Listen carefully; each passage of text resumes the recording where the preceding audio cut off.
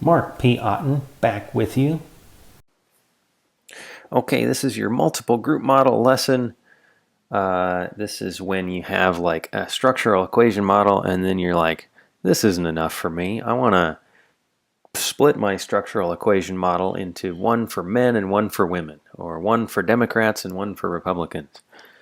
And then test the same model for each group and then compare the two in an organized way to determine if your model is different for one group than for the other group. Or you could even do more than two groups. You could do 3 or 4. Oh man, so many possibilities. Okay, so to start on this, you're going to start in with mean structure analysis, which is basically if you have let's say a latent variable for men and then a latent variable for women, you want to compare those two, and you then need to find a mean for each one, and those means don't exist in your data set because these are latent variables, so you need to find a way to create means for your latent variables first, insert them into your model, and then split the model into groups. So this is called mean structure analysis, and it's analogous to getting factor scores from a factor analysis if you have studied that before. That might sound familiar, but it's not the same mathematically. So let me show you what mathematically it is. So here's some example data just to give you an idea of what the foundation for this looks like. So just a little regression here with an x and a y, the slope 0.455 of regressing x onto y.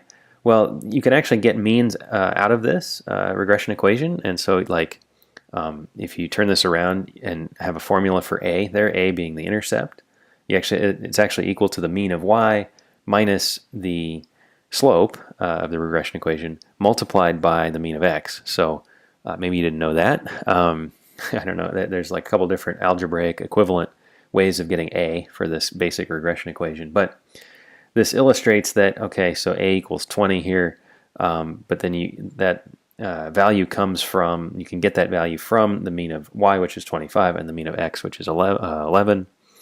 And it illustrates that these things are all intertwined algebraically. They're all related. The mean of x and y, the means of x and y, and the slope of a regression line connecting x to y, those are all equivalent. So basically this property, we run with this property in order to get the means of a latent variable. So we're converting our regression equations from our SEM into means. So we're kind of doing this backwards. We don't have the means, but we're going to get them by way of these regression coefficients. So given b and a, the regression coefficients, how do we get the means of x and y? Well, what happens here is you set up a constant. This 1 in a triangle, it's actually it's like a column of numbers that might exist in your data set, and all of your numbers are equal to 1. It's like it's 1 regardless of who you are in the data set.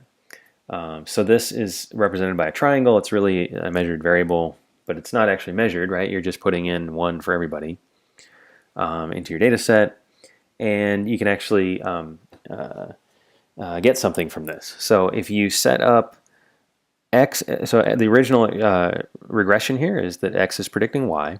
Then you add in this constant, and you have the constant predict both x and y, both iv and dv. It's going to give you then the mean for each one magically. So if you set this up and just do that silly little regression example that we just did, you could do this, and what would happen is that constant would then have two slopes associated with it, and the slopes are the means, 20 and 11 for y and x. So it's kind of magic, but it's a property of algebra, so it's not really magic after all.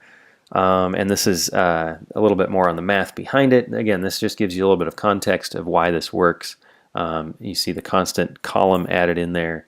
If we are doing this regression, right, the regression that's represented here with the 1 as the IV, and then the x as the dv, and then the 1 as the IV, and the y as the dv, this is what it looks like. We have y, for example, here is the dv being predicted by both x and the constant.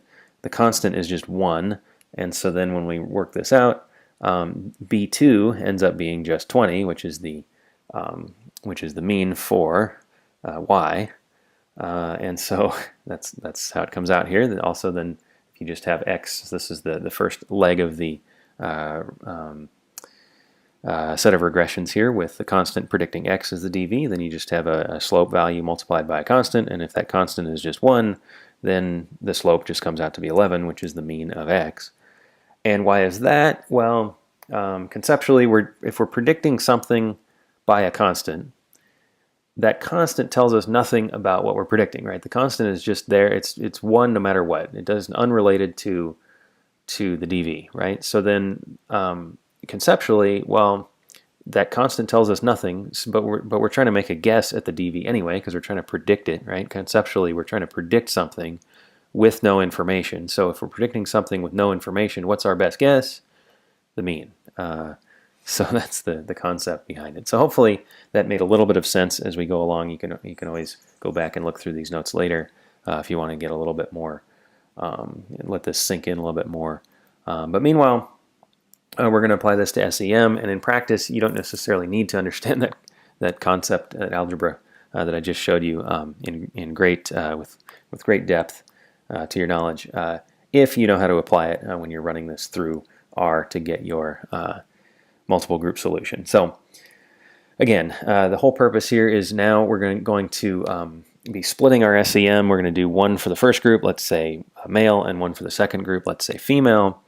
And we're going to compare them, and if we're going to compare our latent variables across those groups, it might be useful to get means of those latent variables, and so that's the context again for this process. So if we insert constants into models to predict our latent variables, then the regression coefficient by the properties I was just showing you between that constant and the latent variable will be the mean of that latent variable. And so we're kind of working backwards to get what the regressions imply to be a mean for that variable.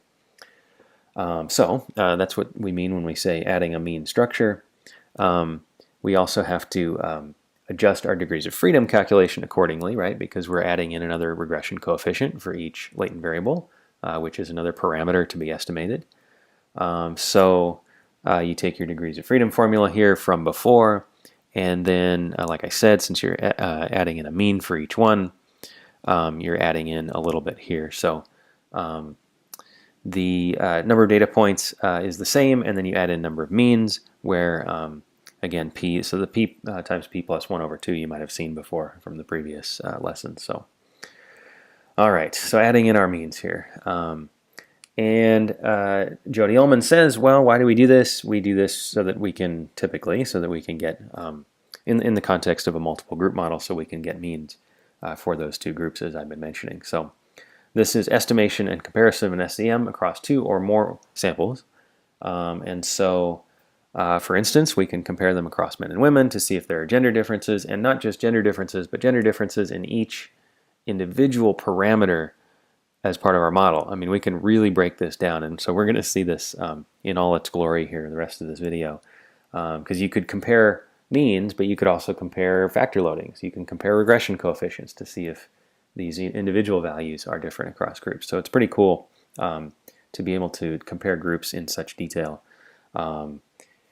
So the general null hypothesis is that in this case men and women would be the same, or they would each come from the same population. If that were true, all the factor loadings for men would be equal to all the factor loadings for women. All the regression coefficients for men, same as regression coefficients for women. So that would sort of render our multiple group process unnecessary because men and women are the same on everything.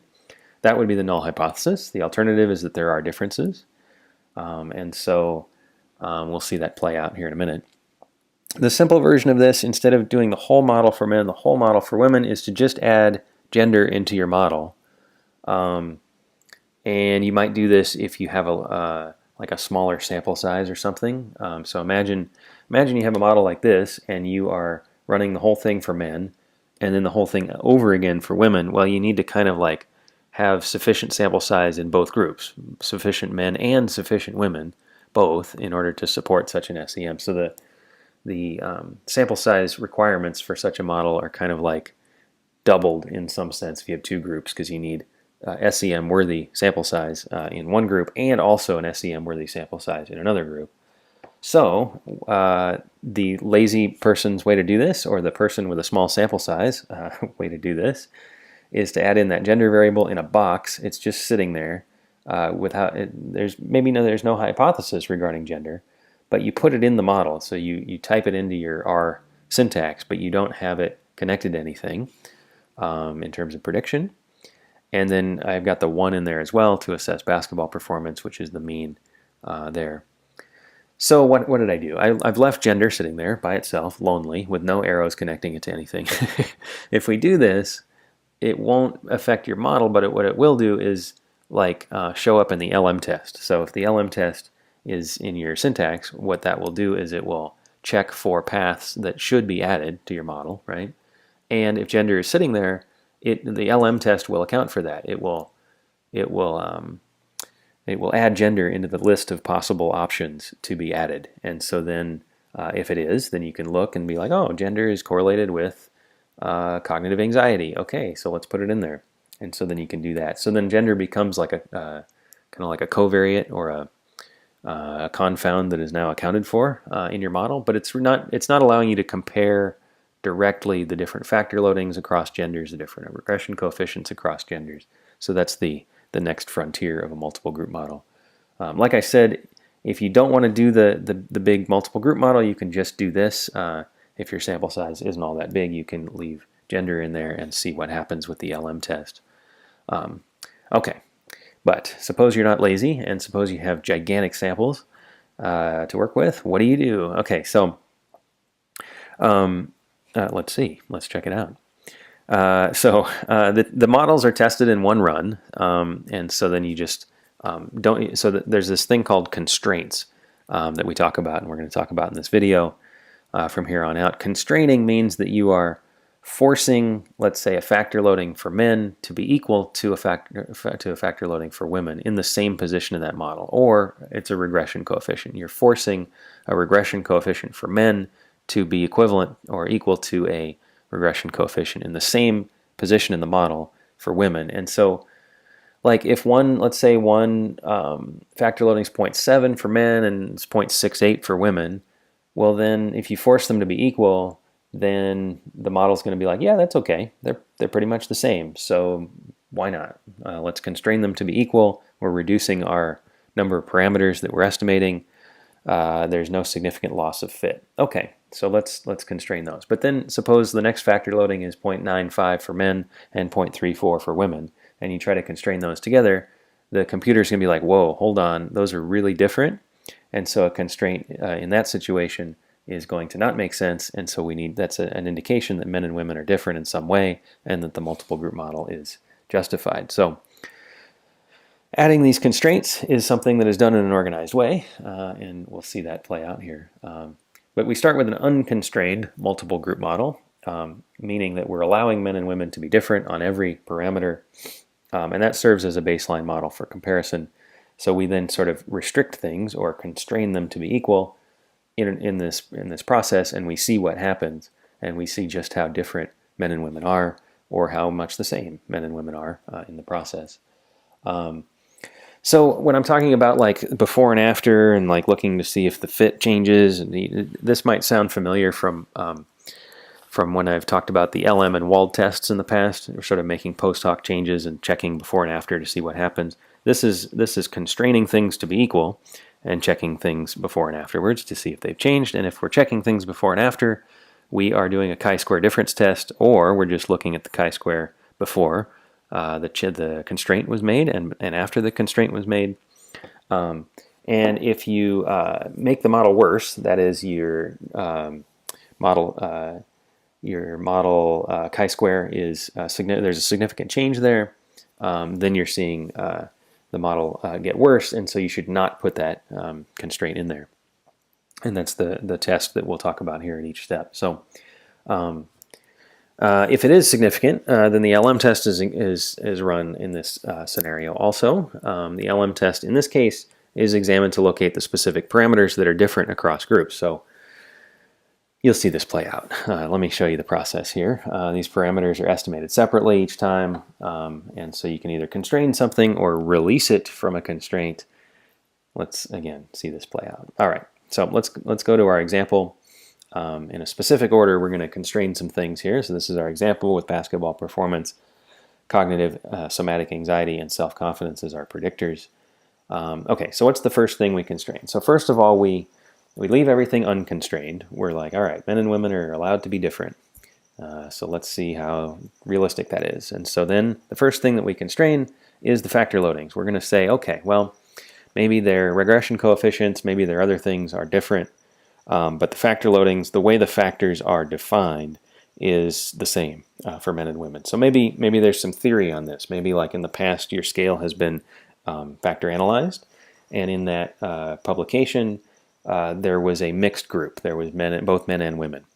If that's the case, then you have a solid reason to believe that factor loadings might be the same for men and women, or at least not significantly different. So either way, you can do this. If they are different, then you have something that's not consistent with the literature in this case, and then that's actually interesting too. There's some empirical value. You might say, oh, okay, this scale has been published in the past with a mixed group of men and women, but actually they didn't look at the difference between men and women on this scale, and then we do here, let's say, and we have found that the factor loadings are in fact different. That's interesting too. So anyway, it's sort of like doing a factor analysis for men and a factor analysis for women and comparing the results. But the way we're doing this here is by constraining factor loadings to be equal, meaning that we're forcing men, the first loading for men to be the same as the first loading for women, etc. As we go along. So this is, in this case, we have 4 factors and thus 12 factor loadings, 3 items per factor. And so what happens is we make 12 constraints, right? We constrain each of those factor loadings to be equal across genders, across groups. So then we look at the chi-square difference test. We look at the difference between the model where stuff was not constrained compared to the model where stuff was constrained. In this case, the stuff is the factor loadings. And we look at the change. And so we see the degrees of freedom difference. We look at the chi-square value. And if that chi-square value is big enough, right, bigger than the what would be the critical value here with the degrees of freedom. The degrees of freedom is going to be equal to the number of changes that you are constraining, the number of parameters that you are constraining. In this case, that would be 12. So you're looking at, in this case, a chi-square difference test, comparing your chi-square value before and after the 12 changes or the 12 constraints have been made, and comparing it to a value that is on the chi-square distribution with 12 degrees of freedom. And you are then looking at an LM test that comes out as part of the output. So the LM test is examined, and it's going to say, okay, well, Otten, you should not have constrained these 4 things to be equal. These things are clearly different. Or it's going to say, hey, Otten, you did a good job of constraining these things. These were all pretty similar to each other. So let's keep the constraints and move forward. So then, like, you have that overall change, right, before and after with the chi-square difference test, and then you have each individual factor loading constraint evaluated in this way as well. And so maybe you made 12 constraints, but you really only should have made 9 constraints. Or maybe you made 12 constraints and you can keep all 12. Or maybe you should get rid of them all. That's what this output is telling you. So you're gonna end up with a result here that's going to be it's a mathematical way of determining how many constraints you should have and how similar, how many of those factor loadings are equal across groups and how many should be kept as different. If you find yourself releasing too many constraints, however, so what that means is, suppose the solution says, well, Otten, 11 out of your 12 factor loadings are different for men and for women. Well, if that's true, then like all of your factors are defined differently for men than they are for women. So like you can't really go forward from there because your model is different, right? You can't then go and say, oh, well, let's compare the regression coefficients that connect these factors to each other across men and women. Well, you can't do that because the factors now are different, right? They're different constructs. And so you pretty much have to stop at that point, if that makes sense. So if your factors are different, the factor loadings are different enough, then you should probably just call them different and then stop there. However, if there are enough constraints that are acceptable, right? If there are a lot of factor loadings that are the same across men and women, then you continue on to the next step, which is to constrain more things. So in this case, let me go back to our model here. There's no cutoff point for like, okay, well, if 11 out of these 12 are equal across men and women, then we can move on. Well, it's 7 out of 12, at least 7 out of 12. There's really no cutoff for that. So it's a judgment call at that point as to how many of these constraints call for continuing versus calling for stopping. But again, the general rule is the more factor loadings that are equal across groups or constrained to be equal and acceptable as constrained to be equal, the more that are equal, the more these factors are looking like the same across groups. And if they're the same, then you can continue on with examining more cross-group comparisons. So, all right. So if the chi-square test is not significant, however, these constraints like I'm talking about are reasonable and we can keep going. So you can look for these tests as you're going through your homework problems on these. And check with me as you go along if you'd like to confirm the interpretation. Okay, so suppose our factors are defined and men and women are not too different. All right, let's keep going. So we can then compare factor variances and covariances or constrain them to be equal across groups. So in this example, we have our three predictors here, anxiety, the two forms of anxiety and self-confidence. Those are all of we have the variances for those and the covariances between them. So we're still not getting to the regression coefficients. This is a step that is necessary if you have multiple predictors and if those predictors are hypothesized to relate to one another. In this case, they are. Suppose you just had one predictor, you could probably skip this step and move on to look at the regression coefficient, which we still haven't gotten to here. Here we are going to have three regression coefficients, but first we got to examine the relationships between our predictors. So again, if the chi-square difference test is non-significant for both groups, then these constraints are reasonable. So we do a before and after, and we're like, hey, the model has not changed much. Okay, so maybe the relationships between anxiety and confidence and those covariances are all reasonable. Men and women are the same. Okay, let's keep going. If, however, again, if they're too different, right? If cognitive anxiety is really strongly related to somatic anxiety for women, but not for men, let's say, then we're like, we can't really call it the same model anymore. So we got to stop. We can't look at that regression coefficient that's going to come next.